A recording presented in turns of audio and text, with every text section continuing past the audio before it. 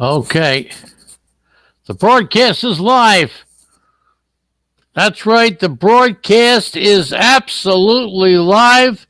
And wait a second. So am I. That's right. Now, how do I shut the sound down so I don't hear myself? Okay, that's the question. How I'm sure I got to shut it down. There we go. All right, that's better. I hear you and I see you. And thank goodness we have proved tonight at 7 o'clock on Thursday night that America still has a freaking brain. If I was doing, and here's the reason why. Again, Daniel Ferrara, I love you, man. Thank you for showing up. I'm not expecting a big crowd in the chat room tonight because I think that the people who come to the chat room are pretty smart. If I was doing a audio, the place would be packed. But the fact that I'm doing a video, forget about it. Why? Nobody's showing up. I know. Oh, wait a second. When I say nobody, I'm talking about Malpal.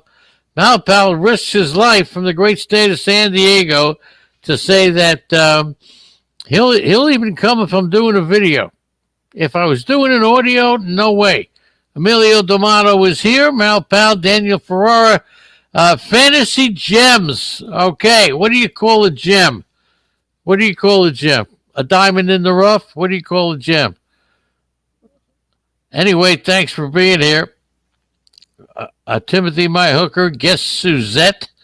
And we'll see what kind of... Don't forget, tonight at 8 o'clock, we'll have the hapless hour. I don't know what it is, but they'll be here. Hapless and... Oh, I got to get them a little too close to the thing. I don't do videos.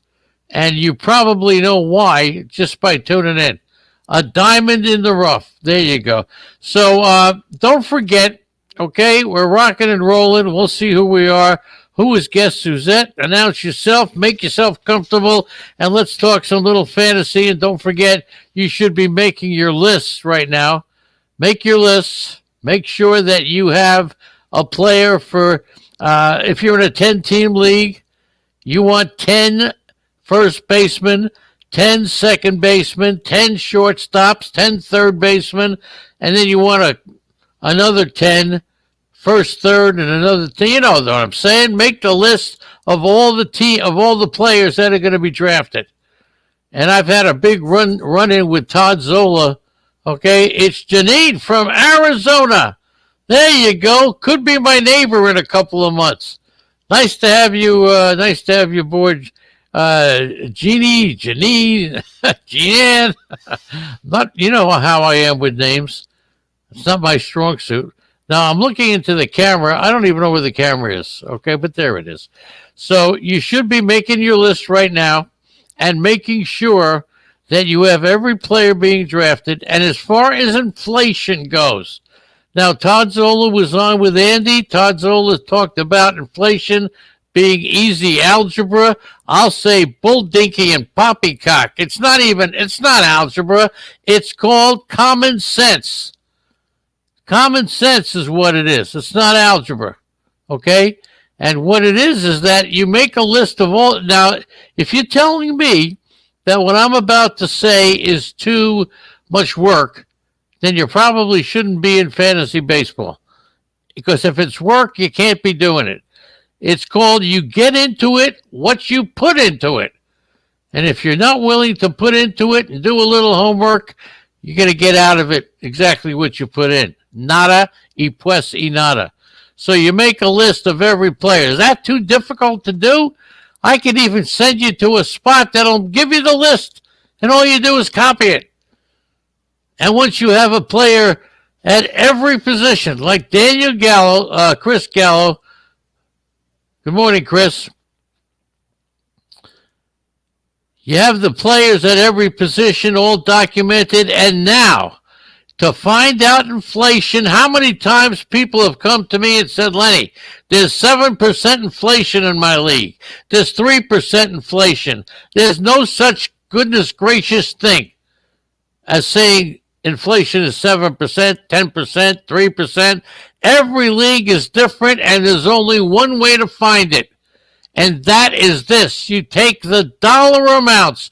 You have to make an educated guess. Nothing is simple. Educated, some of it's really easy.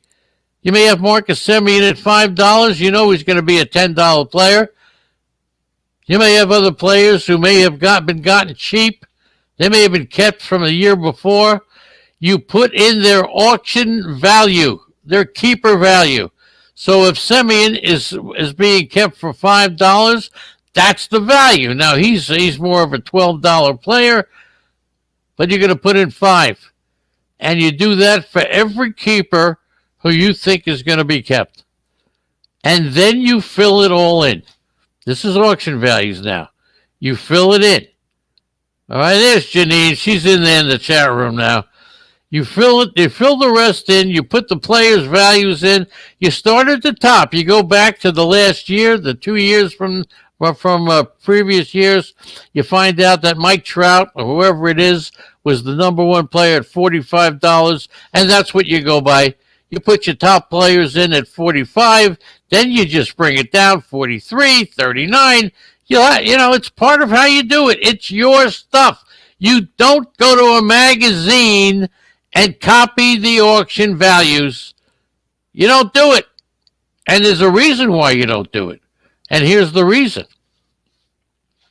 When you're finished putting in all the values, you add it all up. So if you have 10 teams, $260, the most that it could add up to is $2,600. 10 times $260. Now you go to the magazines, you use those values. You use the value that's in a magazine or on a website, you're going to get $4,000. Okay? It's not going to add up. It's got to add up to that amount. And that's how you do it. And you'll see that you'll be under. It won't be $2,600 because of the keepers. You're going to have to go back and you're going to have to add some money. You got a $15 player at $5. You got a couple of those. It's going to be tough. Anybody interested in a 24 Dynasty League? $40 to join. Emilio, you're better off at 9 o'clock in the morning coming in. There'll be plenty of people interested. So that's how you do it. You keep tweaking the numbers until you come up with exactly 2,600, and that'll tell you that at least you're in the ballpark. And I can't tell you how many big-time players have not taken the time to add up the dollar values. All right, you got that? You've heard me talk about that for a number of years, but we have to do it. We have to do it. And when you're making your keepers, and I know, Daniel, you've got a lot of keepers that you wanted to talk about. The first thing you got to do, Daniel, is you have to make a list of all the players. Before you determine your keepers, you got to make that list. If you're in a 10-team league, you know what to do. 10 first, 10 second. And then you have to make an educated guess. There's a lot of obvious keepers. Once again, you're using your knowledge of the game, and you circle those keepers. Now, the reason you're doing this is so you take a look, and after you circle the keepers, you will see that I have a $15 shortstop and a $10 first baseman. Who should I keep? You may wind up keeping that $15 shortstop if you discover that there are so many good keepers at shortstop, you're not going to be able to get a player in the draft. You got that? You have to determine the scarcity of what's available in the draft after the keeper list. If it becomes scarce, you don't do it. You take the more expensive player and you keep him. Okay? I hope if there's any questions on that, you can always give me a call. And Andrea's setting up mock drafts and the whole thing. Let's just take a look and see, with all the action going on, you got to do that, Daniel. You got to take a look and make sure that if you have a choice between two players, you don't always keep, and if you like them both, you don't always keep the cheaper one. If you keep the cheap player, you may discover that the expensive player, you can't replace him. But the cheap player, there's plenty of good at his position. And if not it's a position, you may be looking at a category. So you got to really play it and make sure that before you're making your keepers, you really study the league. It's called playing the league. It takes a little work. But if you call, and look, Malpal writes in the chat room, it takes work. If you're calling it work, you shouldn't be doing it. If you're calling it work, you can't be doing it. This is what I do during the course of the podcast every morning. See that jab? See that thing? Look, nobody. Undefeated. Absolutely undefeated. Now you know why I don't do videos. They get too animated. Okay. Am I too close? I'm too close to the screen. All right, now let's take a look with all the stuff. There's still guest Wilbur has just showed up. There are not a lot of catchers. You know, Yadier Molina getting a lot of play, the whole thing. In a 5x5 league, what category do you value the most? It's really at-bats, which is not a category, but it's all about playing time. I have been I've been stuck on stolen bases. Rottweiler is here. Good morning from the great state of where are you? I forgot. We went to see you, and I forgot where you are. Okay, Washington. I don't know where you are. I know I visited you. You're out there in California, from the great state of California, the great Rottweiler. Now, here's the deal. What category do you value the most? For me, it's stolen bases. And how do I get the stolen bases? I do not draft a stolen. Look, I get power speed guys. Power speed. I'm not just drafting a stolen base guy. And here's another little tip as well. When you're looking for that stolen base guy, you can't be drafting a stolen base guy in the outfield unless he's got power. Unless he's a power speed guy, 20-20 guy. You can't be taking that outfielder who's going to give you 30 stolen bases and 5 home runs. You can't do it. And the reason? Because outfield position is the RBI home run position. That's where you're getting it from. If you're ever going to take that one-trick pony to get stolen bases, you got to get them from the infield. Now, of course, it's easy to say that you can draft a lot of second base, shortstop, infield guys and get enough power, but it's hard to do.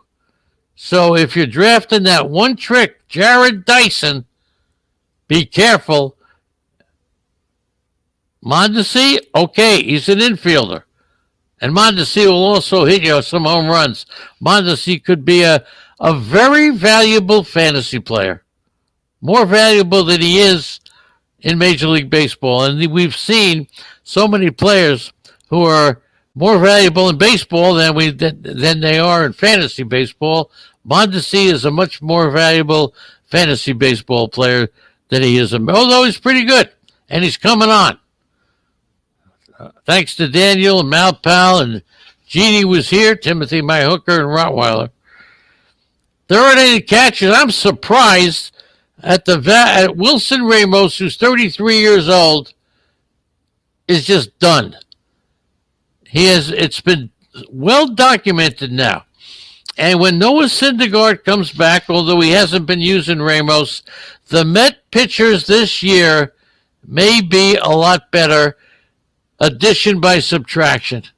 And we're talking about the subtraction of Wilson Ramos, who it's been found that he's a terrible defensive catcher. And I'm not just talking about throwing out runners and making errors. I'm talking about framing, knowing the game, knowing what pitches to throw, and helping his pitcher. And he's still sitting in the unpicked players pool at age 33, and he'll be there for a while. We'll see what happens. Yadier Molina, okay, he's the other guy who's still available, but look, he may have value to the Cardinals. I'm not too sure if he's got value anyplace else. Over at first base, I'm still liking C.J. Cron. Wherever he winds up, he's 31 years old. He's still very capable if he winds up on the right team. Let's put it this way. There's no real right team, but he's got to make sure he doesn't wind up on the wrong team. He's 31 years old. He's still capable of hitting 25 home runs, and you can probably get him in the reserve round. Now, Rottweiler likes Ryan Mountcastle. Okay? All right, we'll get to Malpal's question in just a minute. Mountcastle's going to be pretty good. Andy and I saw him in the Arizona Fall League. We saw him play third base, and that's where I got the idea that 6'5" third baseman can't play third because the ball comes to third base so quick they can't react. They're too big. He's going to wind up playing either first base or the outfield. And if you take a look at that Baltimore lineup, I'm not too sure where he's going to play, but he's going to play. Doug Boyle is here. Good morning to Doug. Nice to have you aboard. And we'll see Doug on Monday night. But Mountcastle is going to be a player. Now, defensively, he's really in bad shape. Not in good shape as Mountcastle. But he'll play left field. Austin Hayes will play in the outfield. Anthony Santander's out there. Trey Mancini will be out there. Cedric Mullin. I'll tell you what. You take a look at this Baltimore team, and between DJ Stewart, Cedric Mullin, Austin Hayes, Ryan Mountcastle, Anthony Santander, they got some depth in the outfield. But they're in a tough division. But the point is, they're building. And when you take that position, they're building in the right way, in my opinion. They're building in the right way. Now also at first base, Jake Lamb looks like he's just about funicular. Daniel Murphy. Wow. Outside of Colorado, the whole deal, nothing. And is anybody surprised that Danny Santana is not even a player? He's listed as a first baseman. He's 30 years old. He's not even a player after he had such a great season 2 years ago. Okay? Let's just take a timeout. How you doing, everybody? Everybody? The 3-ring sign, ask the man for Valentine. Hello there, everybody. This is Mel Allen. Renato Nunez eligible at first base and maybe third base in your league. Take a look at that. He's gonna wind up somewhere. So now, if you're looking at end game picks and maybe reserve round picks, normally in the reserve round, I'm going to take a player who may be a backup to a player who I may think his job may be injured or something like that. This Week in Baseball, Mel Allen. Hello there, everybody. This is Mel Allen. And welcome to This Week in Baseball. That's right. Baseball. Isn't it funny that in basketball they talk about we gotta shoot the basketball. In football we talk about we gotta run the football. But we never say we gotta hit the baseball. In baseball, we always say we gotta hit the ball. That's what we do. So first base is kind of light, but Renato Nunez could be a very interesting player. I don't think Mitch Moreland has any fantasy value left. Over at second base, you got some players here. Freddie Galvis. I know the Phillies are still in the Freddie Galvis hunt. Bobby Dalbec, but he's not a free agent. Just talking about the free agents. Dalbec, eligible at first base. He went through that streak last year where he hits, 7 home runs and hit home runs in 7 games or 5 games, something like that. Had a nice streak going there. Bobby Dalbec's going to be a player. And I don't think that the Red Sox and King Happus is not here. I don't think they're packing it in with Dalbec and Michael Chavis and Xander Bogaerts and Rafael Devers in the infield. And then Benintendi. So much is talked about trading Benintendi. I think he's a pick. What about Cesar Hernandez? Did he just sign? 10 minutes before we went on this morning, Jason Castro signed. Rosario, what do I think? I think he's okay. The fact is that he's all right. I mean, he's an end game pick. He's an end game pick. Somebody's going to sign him. I'll tell you that right now. Somebody is going to sign Rosario, and he'll hit you 15 to 20 home runs. The Twins didn't sign him, and sometimes you have to read between the lines. There's something not right with Rosario. His numbers don't tell you that he shouldn't have been signed. Yeah, I know Cesar Hernandez. I thought maybe he just signed with somebody. I have a habit of having players sign right before I go on the air. So I'm still liking the Red Sox, not liking them. And when the Mets sign Jackie Bradley, we'll get finished with that end of the Red Sox situation.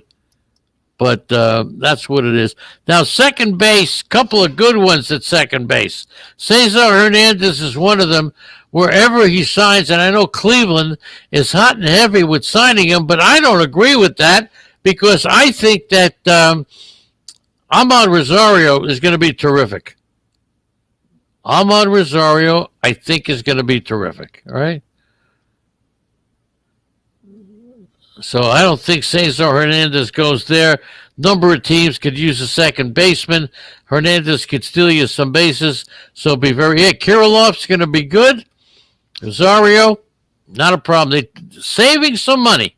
They have Kirilov, and Rosario, as Malpal points out, was expected to make about $9 million. So it was a cost-cutting move. I also think I'm very interested to see where Jonathan Scope winds up.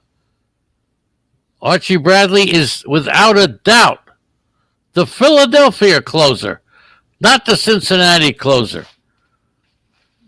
Philadelphia just signed 4 or 5 pitchers who all throw in the 90s. Last year, I think they only had one pitcher that threw in the 90s.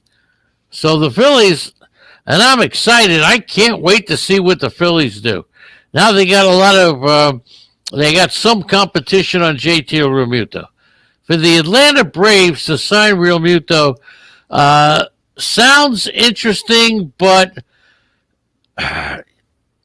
when you have Travis d'Arnaud and William Contreras behind the plate, hard to think that they're going to go out and spend that kind of money on Realmuto. So I would say that even though it's been talked about, when they need they need a power hitter. They need a left fielder. They're losing Ozuna. And I wonder, still a lot of talk that Ozuna is going to come back to Atlanta. They don't have Duvall. They don't have Markakis.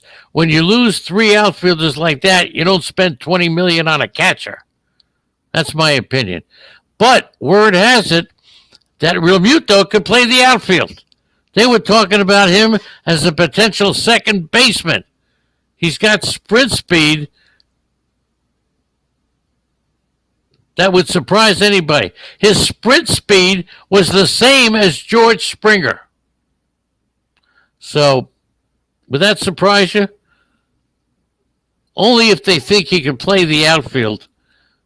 And that's a lot of money for an outfielder because you have other outfielders who could do the job. Andy, do me a favor. Try to share this as we're talking with some of the other websites in town. Okay, hit the share button somewhere and see where it shares to. Okay, could you do that? Could you hit that share button and share this to Fantasy Baseball Universe, the Bullpen, and Baseball 360? If we could share it there, and I could say hello to some people who don't talk to me, okay? So there. All right, so that's second base. You still got some second baseman, Joe Panic, who's not a fantasy player, so we'll skip him. Jonathan Villar and Colton Wong. I mean, Colton Wong is a tremendous defensive second baseman. Colton Wong can steal Colton Wong at the end of your draft. He's going to play somewhere. He's going to steal bases. He's a good player. The Cardinals just had an overload, and the Cardinals, I mean, they take a look. You got this outfielder on the Cardinals. What's his name? Who everybody's raving about, who last year was almost a dud. I'm hearing reports on the Cardinals. This team is not in great shape. And I'm talking about Dylan Carlson. He's got all the tools, but there are some reports that Dylan Carlson is just not that good. The Braves and Chris Bryant make sense, absolutely, because they could also put Austin Riley in the outfield. I'm hearing reports that Dylan Carlson is not the player that the Cardinals thought he was, okay? Not the player that the Cardinals thought. So be very careful with Dylan Carlson. I thought he was going to be better, but we'll see. And the reports I'm hearing, not good about Dylan Carlson. I'm not going to give you all kinds of stats and everything. Colton Wong at age 30. Jonathan Scope is only 29. I'll bet you might have thought he was older than that.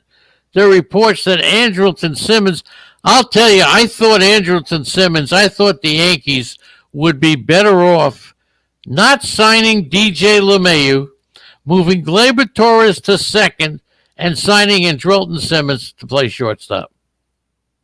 That's what I thought. Marcus Semien, eligible at shortstop as well, but Andrelton Simmons at age 31, they say he's still considered to be the best defensive player in Major League Baseball. Now, and Addison Russell, remember how good Addison Russell was supposed to be? This could be his last chance to show you, the mid-level guys with Wong and Scope, man, I'll tell you, I wouldn't mind having those two guys in my lineup. Over at third base, we gave you a tip this morning on a third baseman. That's right. We talked about third baseman, and we talked about Edman from St. Louis, who's eligible at third base. He's not a free agent, though, but we gave you the tip. Tommy Edman, if he can get you 15 to 20 stolen bases, put him at third base. Now, it was only years ago that any time you had a choice of a good player playing third base or shortstop, you'd always put him at shortstop. Right now, there are so many good shortstop, second basemen that position has changed. You take Tommy Edman, you put him at third base, you get 15 to 20 stolen bases, and you're in great shape in that category. You're in great shape. He's a free agent. I would take him, Daniel. And if he's eligible at third base, could be my third baseman. If you're in a roto type of league, he really takes the pressure off of getting stolen bases. If you could get 15 to 20 stolen bases, J-Ram's a different player. You can't grab J-Ram. You can grab Edman, a free agent. J-Ram is one of the top players around. So, talking about a little different here, okay? No question about it, a little different. Justin Turner, believe it or not, they're still searching for Justin Turner out there in L.A. Pick up Edman now. He's eligible at a number of different positions. Make sure third base is one of them. Okay? Now, Andy just put up a mock draft on Couch Managers, so if you'd like to join the mock draft, Edman's a good pickup. 15-15. Now, at shortstop, there's a lot of guys who'll give you that. But you move them over. How many third basemen are going to give you 15 to 20 stolen bases? You can get the pop in the middle infield, the outfield, but you want the stolen bases? There you go. Kiner Falefa. Is that what you're talking about? Or are you talking about Ralph Kiner? Falefa is going to be the shortstop for the Texas Rangers. Andrus is out. Don't even think about Elvis. He's out. Roughnet is out. Solak is going to be a shortstop, and kind of as the second baseman, and kind of Falefa is going to be. He's not eligible at catcher, so be careful. Don't think he's eligible at catcher. He was a good one, eligible at catcher. Marcell Ozuna. There was a report from Trevor Rosenthal, not Trevor Rosenthal. Who's the guy? Rosenthal? You know, the tout. Not Trevor. Somebody help me here. Rosenthal. Kenny Rosenthal. Same guy who reported that Michael Brantley was going to Houston. Came out with a report that there will be a DH. Rottweiler hoping for the Giants, because you're a Giant fan, right? Do you think that Trevor Bauer to be a San Francisco Giant, right? Because of the signing. They just signed a pitcher who had a friendship with Trevor Bauer. I can't remember the pitcher's name, but they got some, who did they just sign? Alex Wood. Alex Wood was the pitcher who had some contact with Trevor Bauer. Wasn't Gausman, wasn't Cueto, wasn't maybe it was DeSclafani, Fani, whatever his name is. Yeah, Alex Wood. So you never know. Trevor Bauer in San Francisco. I still think that Trevor Bauer is going to wind up with the Angels, but the Angels are scaring me now. The Angels are scaring me. And the Dodgers have moved in to be a contender for Trevor Bauer. The Dodgers of L.A. are now Trevor Bauer bound. How about that? Trevor Bauer to the Dodgers. We heard that too, right? So I'm looking there. And really, I'm kind of surprised the Yankees haven't made a run at Trevor Bauer because they could still afford him. They absolutely could. I think Ozuna is going to sign back with the Atlanta Braves, right? So the Giants starting pitching is the National League version of the Angels. Yeah, absolutely. And the White Sox, you think that we're having on Sunday, by the way, on our show on Sirius Radio, we have a Chicago White Sox beat writer coming on. And we'll talk about Dylan Cease. We'll talk about Ronaldo Lopez. And yet, Daniel wants another White Sox pitcher in that rotation. And you're right, because the teams in Major League Baseball no longer are going to go with a 5-man rotation, probably not even a 6 rotation. He's coming on. We got a great show planned on Sunday. The Roto Lady, of course, the name of the show now is The Roto Lady is the Legend. It used to be The Lady and the Legend. Now it's The Lady is the Legend. Little subtle change, you may not know. 7 to 10 on Sirius 210. The hour the White Sox guy will be on. No, I don't know yet. But it'll be in the 9 o'clock hour. We have Irwin's Willing coming on as well. All right, a couple of surprises. So Jock Peterson is still a free agent. Eddie Rosario is a free agent. We mentioned him before. So there's still Jerickson Profar is still a free agent. Yeah, the show starts at 4 a.m. But I am told, Malpal, this is what I'm told. I am told that the show is going to be replayed all afternoon from 3. I got to see it first. And I'll know by Sunday, so I'll let you know. The show is going to be replayed from 3 to 9. It's a 3-hour show. It's going to be replayed twice in a row. They're replaying it during the football games, the conference finals, to determine who's going to go to the Super Bowl. And it's going to be interesting to see how many people we get listening. Okay? We'll see about that. In center field, Albert O'Mora, who still, chance he could wind up with the in center field for the Mets. If not, Jackie Bradley. Delino DeShields is still out there, but I think he's seen his best days.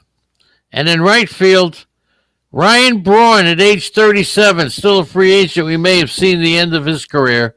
Marwin Gonzalez, Enrique Hernandez, Nomar Mazara is a very interesting 26-year-old who I thought was going to be a star. I was told when Mazara came up that he had the ability to change his approach in the middle of an at-bat. And you don't see that from young people. You just don't. Thursday night's a tough night to get people to come to the chat room. I understand that in the morning, 9 o'clock, that's prime time for me to expect the same people to come back at 7 o'clock at night asking a heck of a lot. So I'm not angry, but it doesn't seem like it makes any sense to prepare for a show on Thursday night. Look, I would call Daniel Ferrara and do it on the phone with him. Same thing with Malpal and Rottweiler. I'd rather talk to you guys straight up. Okay? So these are some of the other, as you can see, Yasiel Puig.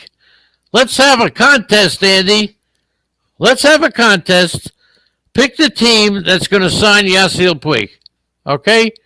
A contest. Make the contest. The Yasiel Puig contest. You got Kevin Pillar, Josh Reddick, Steven Souza still out there. And as far as those designated hitters, Edwin Encarnacion, Sin-Shin Chu, Chu, Sin-Soo Chu. That's it. So, as you can see, it's coming down to the nitty and the gritty. So many teams have taken the position. No, I don't know. I don't know where he's going, okay? Could go to Miami. Miami wants a right fielder. That's what they want. So, Rottweiler, I think you're pretty much in tune with that. I think Yasiel Puig winds up in Miami. One of the reasons, now, teams have taken the position with the the expanded playoffs. Why do I have to go out and get anybody? I think we got a pretty good team. Yeah, Puig goes to Colorado. That'll be interesting to see where he goes in drafts. That's fantastic, Malpal. So the teams take the position. We don't need anybody. Now, if we find that we're in contention, we'll get somebody later because we don't know what we need. In previous years, you just load up now because it's not easy to make the playoffs. Not that it's easy, but you got a much better chance now. Of course, teams want to save money, and then some teams want to sign Scope and Wong. And you can't do it when you're spending money on some of the big guys. As the Mets, who didn't spend on Springer, so they could go ahead and buy two other players rather than spend it on one. Okay? Yeah, the playoffs are really making teams feel that we don't have to make a move now. We got a good enough team to make the playoffs, and we'll tweak it as the season goes on. We may need an injury, so they're holding on to their chips. In the past, some teams just made trades just to make a trade and improve their team. Daniel Ferrara says, come to Chicago and play DH. And you're right. That team is suited for him. But as a contending team, and that's a good question. We'll ask the beat writer from the White Sox if there's been any sign of Yasiel Puig coming to the White Sox. Okay? Coming to the White Sox. As far as pitchers are concerned, Chase Anderson's out there. Nobody's touching him. Chris Archer, nobody. You got some mediocre Jake Arrieta. Jake Arrieta's 35. I don't think we've seen. I think we've seen the best of and the worst of Jake Arrieta. Trevor Cahill, Mike Fultonowicz could be an inch. He's been up and down with Atlanta. He's a free agent. He hasn't hit age 30 yet, so he's still up there. Zach Godley, who is the talk of the town. And there's George. There he is. Thank you for joining us, George. The great George joins the chat room. And leaves the chair and joins it again. That's what George does. Okay. Cole Hamels says he's going to pitch this year. Gio Gonzalez wants to pitch for the Mets. He's come out and he said he wants to pitch for the Mets. Wade LeBlanc. Listen to these names. Some great names. Ivan Nova, Jake Odorizzi, James Paxton, Jeff Samardzija, the tight end from Notre Dame. Right? Who's writing Matt Harvey? Julio Teheran, who had a very good workout the other day. You could expect Julio Teheran to be signed this week, early in the week. He had a terrific workout along with Anibal Sanchez. Trevor Williams from Pittsburgh, if he signs with a good team, I'm grabbing him. If he signs with a good team, he's got terrific ability to know how to pitch. Now, of course, you have to have decent pitches, which he does, but he knows how to pitch. Taijuan Walker is still out there. So here we are, 4 weeks away from spring training, and there's what? I just must have rattled off like 40 or so pitch. Now, the relief pitches are a little different. Relief pitchers, that market is closing up. You got Anthony Bass, you got Brad Boxberger, Steve Cechak, who's been a closer. These are the guys. Ken Giles has been hurt. Shane Green, don't forget, Atlanta needs a closer. Okay? Jared Hughes, Jeremy Jeffress, teams are all over him. Brandon Kinsler, who was the closer last year with Miami, they don't want him back. They don't want him back. They don't want a Colomé. You're absolutely right. They don't want to have a soft tosser as the closer in Miami. Sergio Romo, Hector Rondon, Trevor Rosenthal could be the next big pitcher. And teams are all over Joakim Soria. The Padres, you think they need a closer after just signing, who'd they just sign as their closer? Brad Hand is still out there. Believe it or not, there was a time that I thought that the Mets, I was sure that the Mets signed Brad Hand. And somehow, like days later, I realized that they didn't. Yeah, the Padres need a closer. I don't think they want to go with Drew Pomeranz as their closer. I think they like him better off as the effector type. Doug Boyle is back. We thought Dougie may have left us for a little while. Nice to have you. Nice to have you back. Emilio Pagan. Matt Stram is the other lefty, so they could. Do you remember Billy Hands from the Chicago White Sox? Cubs. He was the Cubs. That's when they had Billy Hands pitching. Brandon Workman needs a job, and the catcher was wasn't the catcher Barry Foote? So didn't they have Hands and Foote? Right? He was a Chicago Cub pitcher, and wasn't Foote the catcher at the time? Malpal, am I wrong? Hands to the pitcher, and Foote was the catcher. Foote. Barry Foote. One of the greatest batteries in the history of Major League Baseball. You think Foote may have been later? I don't know, George. You might be right. But I recall Giles is still hurt. And we'll see how he comes back. So Giles is still hurt. But I recall that to be a great joke. But I'm not too sure if they played together. Hands and Foote. Okay? Was it Barry Foote? I don't know who it was. It was Hoof and Mouth. So there you go. So the closers are still... The amount of population on the free agent market at this stage of the game is pretty incredible. I don't think I've ever seen Major League Baseball come down to the wire. Okay? I don't think I've ever seen it. Left-handed relief, Sean Doolittle, Brad Hand, still out there. Yeah, Razor Shines, I remember him, right? Tony Watson, Jake McGee. It's going to be a lot of fun in the next couple of weeks. Anybody have any questions about their own keepers before we call it a day? Okay, and don't forget we got the king of hopeless. We're calling him King Hap. I would have expected some of the King Hopeless people to be in the chat room, but doesn't look like that's going to happen. Anybody have any questions at all? The phone number, by the way, if you'd like to make a call, and I'm plugging it in. I don't know if we can do it. Andy, can we take calls? I don't think so. I don't have that set up. But tomorrow morning we're going to take calls. Ferrara, Daniel, thought you had a couple of questions for me. I was trying to queue you up today to call in. So call in tomorrow. We'll get to your keeper questions. And don't forget Sunday, Fran Mills, Super Rare. No, Lenny, I can't take calls. Fran Mil Reyes, he didn't have it last year. Wouldn't be surprised if he does have it this year. So on Sunday, we got 3 hours worth of stuff.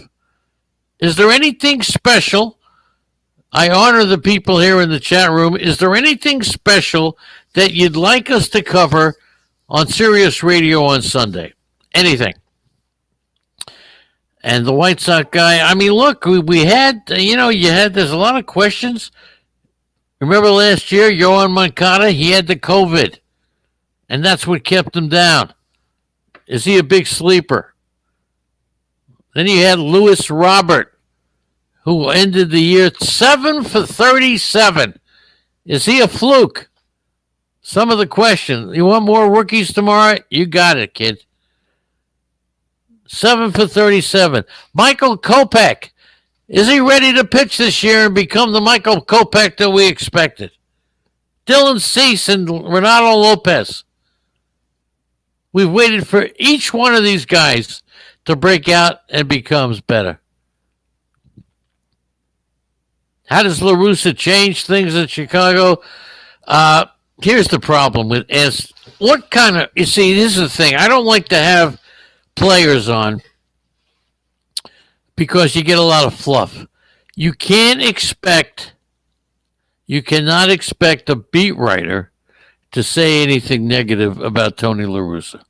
So what's the point of asking the question? Eloy Jimenez, I think we know he's a star. No question about it. He's the star. I predicted a couple of years ago that he would be a top 5 fantasy player, and I think he's pretty much in there. Okay? What about Vaughn? Forget his first name. Vaughn, right? Is that his? Who's the guy Vaughn? Yeah, I'm just losing it when it comes to name. Oh yeah, there you go. Andrew Vaughn. He's got the credentials to be a nice player. Is Andrew Vaughn going to get playing time? We all know that Tim Anderson is a stud. Andrew Vaughn. We're going to be asking the beat writer about Andrew Vaughn. We're going to be asking him about this kid, Garrett Crochet. What a great arm he has. Left-handed pitcher. Could he wind up being the pitcher that the White Sox need? They only have Dallas Keuchel as a lefty, and that's it. He's no Greg Vaughn. Collins looks like he's the backup catcher. Seve Zavala is the number 3 catcher. Okay? So we have a lot of stuff. I'm very interested on Yohan Moncada. Could be a big sleeper. Don't forget, Moncada had the COVID. He never recovered last year from COVID. Never recovered. And take a look at how many. Do you think Yohan Moncada is a stolen base threat? That's right, Garrett Crochet. Pretty good lefty. Yohan Moncada did not steal a base last year. What the hell was that about? Because he had the COVID. He was weak. He should not have been playing. So Moncada shouldn't have been playing. I also like this kid, Rutherford, who came from the Yankee organization, never developed. So we have a lot of questions for the Go-Go White Sox. And anybody remember, George, the Go-Go White Sox, 1959, right? All right. Evan Marshall. Aaron Bummer could be another great guy for holds. He'll be in the bullpen with Evan Marshall. He'll be in the bullpen with. All right, those will be the two main setup guys. Okay, Nellie Fox, Louis Aparicio. Who is the center fielder? Let's go through the 59 White Sox. They had Jungle Jim Rivera. The center fielder, Jim Landis. Who is the right fielder? Come on, this is a good one. I get mixed up with this guy. Jim Landis was in center. Who was the other outfielder? The first baseman, I think, was Earl Torgerson. Minnie Minoso could have been on that team. I wonder if Al Smith, Al Smith, but Al Smith might have been on Cleveland. It's great. And who was the third baseman for the Chicago White Sox in 1959? Okay, that's the tough one. We got Minoso, we got too many. Okay? You think Klaczewski was on that team? May have been. It's amazing how many people don't have any clue who Ted Klaczewski. White Sox Gal is here. There you go. Good morning, White Sox Gal. Just talking about Billy Goodman was the third. 59. Before White Sox Gal on Sunday on Sirius Radio, we have a White Sox beat writer coming on.